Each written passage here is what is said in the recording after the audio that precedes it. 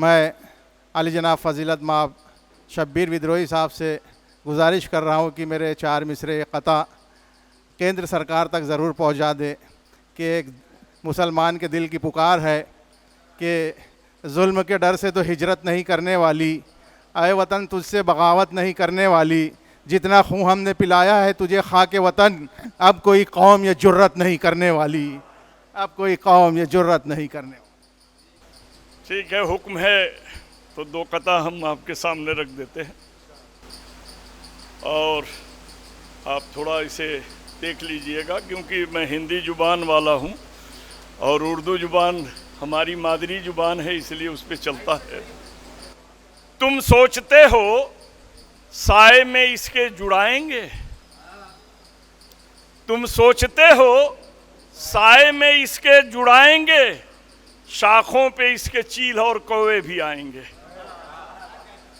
तुम सोचते हो साए में इसके जुड़ाएंगे, शाखों पे इसके चील और कौवे भी आएंगे। फल के लिए लगाए हो घर के करीब पेड़, आंगन में फल के साथ तो पत्थर भी आएंगे, आंगन में फल के साथ तो पत्थर भी आएंगे, और आंगन में फल के साथ तो पत्थर भी आएंगे। काम डूबी हुई तकदीर भी कर सकती है,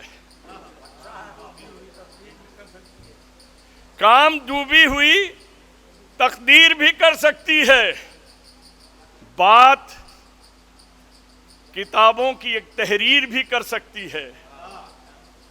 हमको उनसे या गैरों से शिकायत कैसी, हम सुधर जाएं तो दुनिया भी सुधर सकती है, हम सुधर जाएं तो दुनिया भी सुधर सकती है। दोस्तों, मुझे भाग कर आना पड़ा और आप जानते हैं कि जहन्नम से भी बढ़कर के पुलिस वालों का फंदा है, करे एतबार जो इनका वो पैदाइशी अंधा है। तो मुझे इसलिए आना पड़ा कि हमारे भाई का फ़ोन गया, अभी आपके हैं, 2-3 बार बातें हैं, हम आपके घर के हैं और आप लोग हमारे जिगर के हैं, फिर बात कुछ नज़र की है, तो ये सारी चीज़ें होती रहेंगी। जो मेहमान शायर आए हैं आप उन्हें सुनिए और हमें इजाज़त दीजिए। अस्सलाम वालेकुम।